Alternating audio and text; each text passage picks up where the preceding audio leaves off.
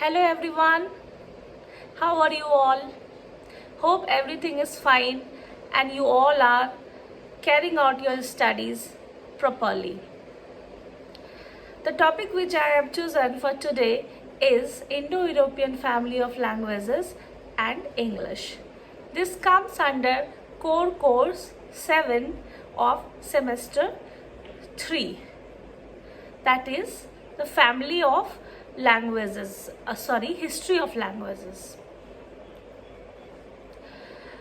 Students, as we have already discussed a few essays of core course 6, now onwards I'll be engaging sessions on this paper.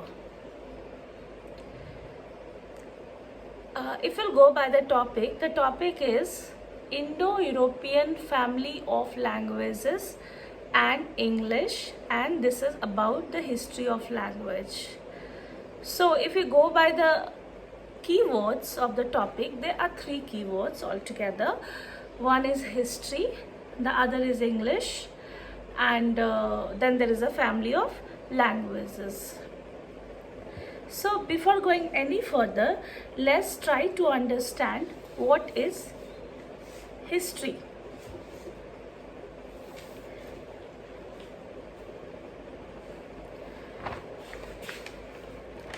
Students, the Oxford English Dictionary defines history as a relation of incidents or the formal record of the past, especially of human affairs or action.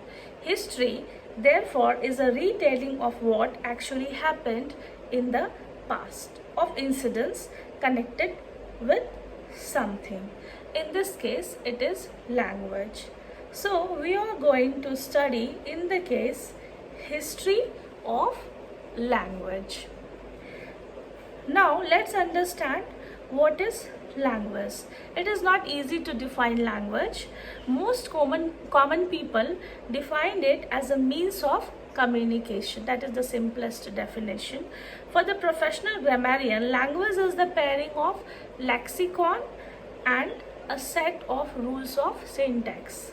But as we will see, language is far more complex and we need to make a sustained effort to explore its nature and structure.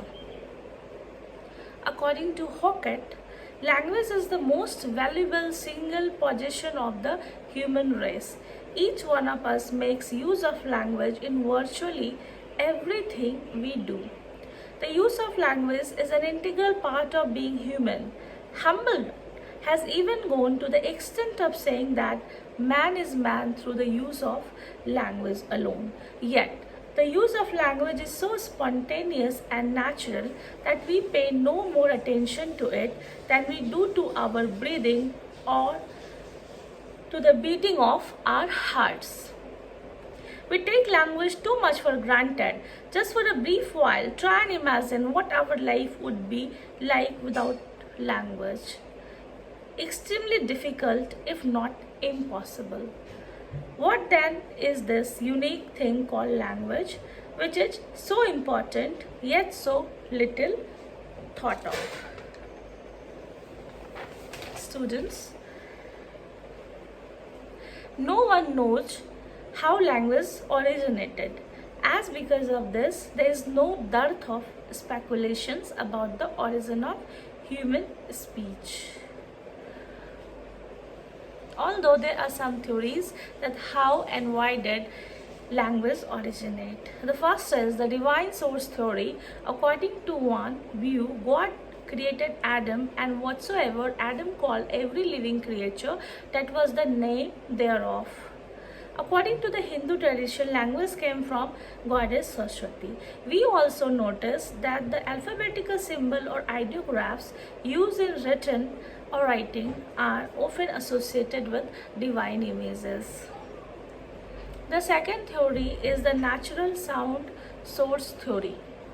Another view of the origin of human speech is based on the concept of natural sounds. The theory suggests that the first words were imitation of the natural sound which early man and woman heard around them. The fact that all languages have some word which seem to echo naturally occurring sounds have led to this theory, like cuckoo, bang, buzz, ish, bow wow, etc. are some examples from English. In fact, this type of view has been called the bow wow theory of language origin. The third is the pooh pooh theory.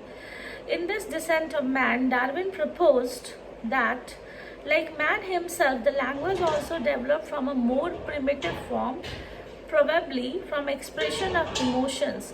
For example, a feeling of contempt is accompanied by the action of puffing of air out through the nostril or the mouth, and this action makes sounds like pooh or pish. The critics of Darwin theory scornfully named it as the pooh pooh theory. The fourth one is the ding-dong theory. Muller, a contemporary of Darwin, proposed the ding-dong theory of the origin of language. According to this theory, there was a mystic relationship between sound and meaning. There was an instinct in the primitive human being by which every impression from without received a vocal expression from within. Just as a particular sound is produced when any object is struck by a solid body, similarly, human beings' mind gave a particular response to every impact the word made upon it. As it is clear, it is a big puzzle as to how language began, but why language began seems to be rather clear. Language must have evolved because humans needed it for the following purposes: to give factual information and to convey commands. This is also called informational talking. This is one of the very important function. To convey emotions and feeling, the second function. To maintain social contact on a friendly level. This is also called fatigue communication or language of a social chit chat or small talk. And the fourth one is for aesthetic regions like poetry, and the fifth is to relieve nervous tension.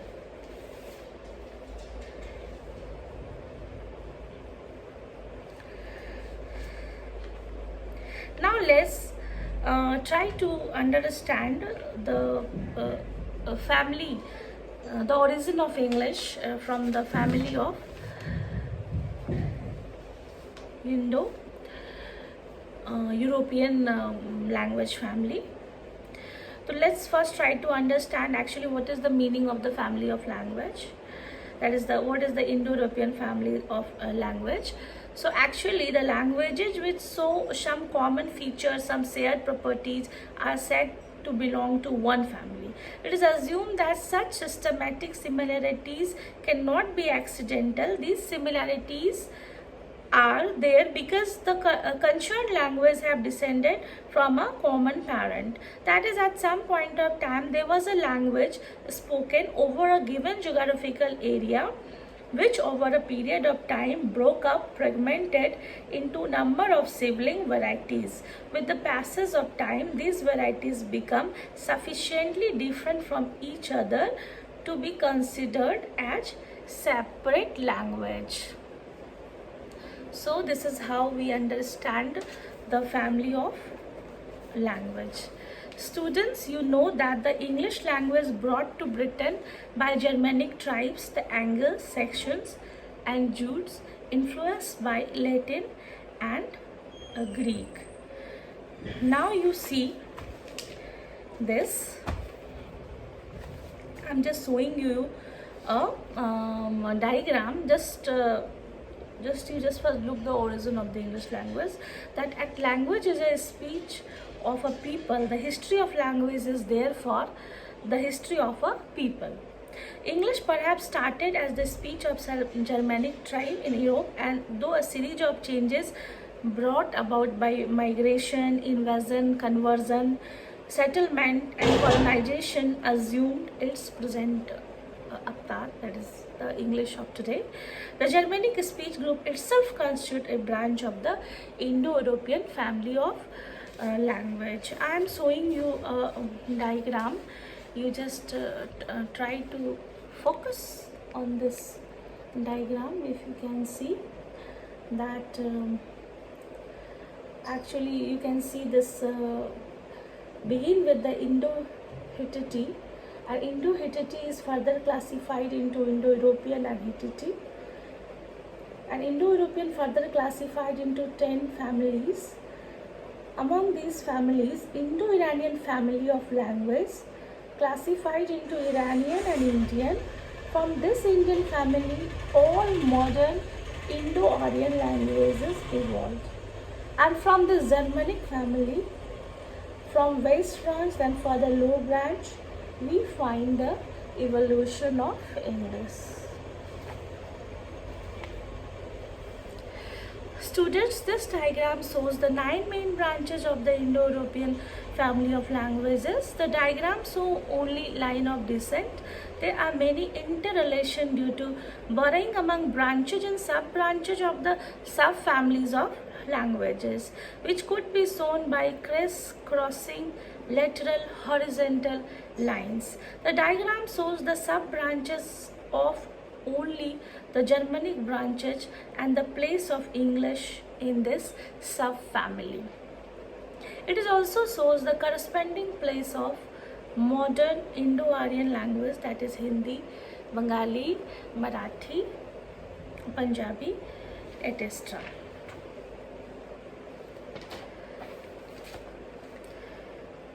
It is the process of breakup of a language into varieties and sub-varieties, language and sub-language, which leads to the situation of a number of different languages. Having many systematic resemblances, such languages are described as a family.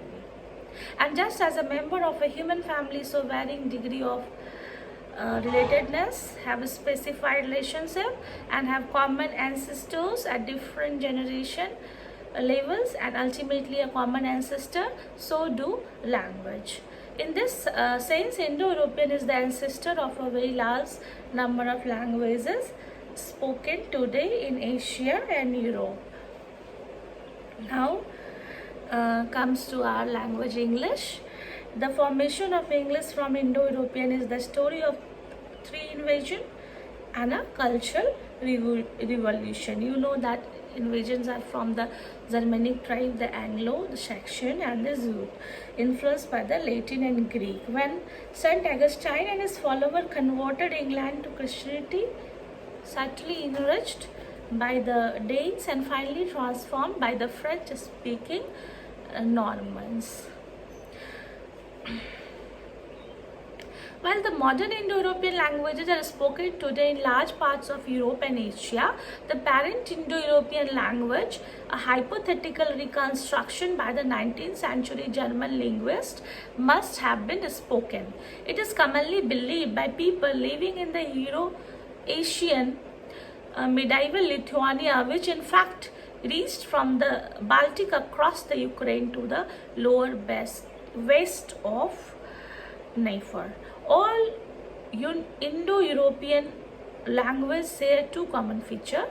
They all are inflectional in structure and they have a common word stock.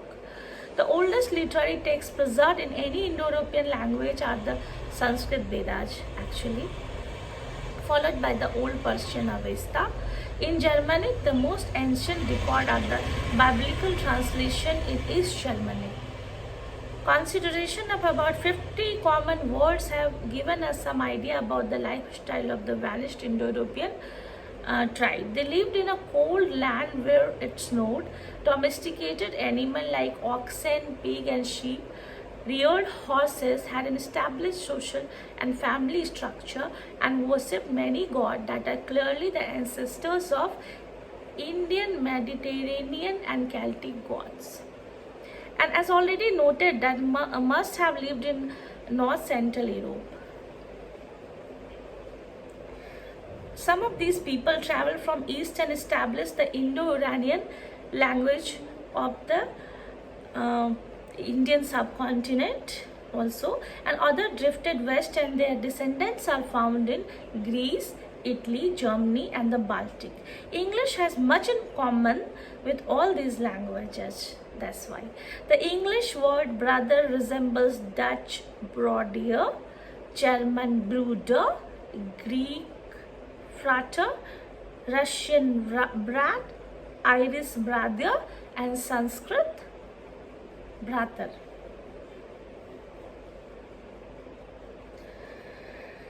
Because Indo-European was an inflected language, so it is word order free.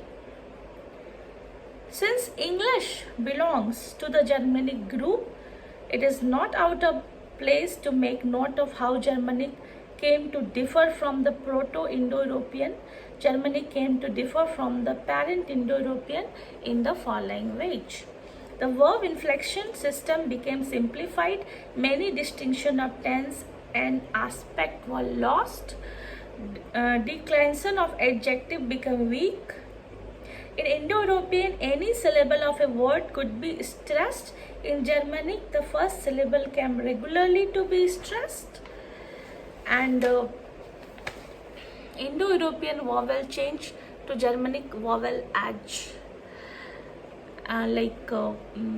You can see here, this is the shift, and this change took place over a long period of a time and are described in linguistic history as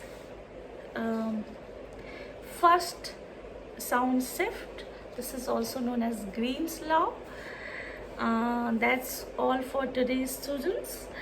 In my next session, I'll discuss the next topic, that is the characteristics and dialect of Old English. Thank you.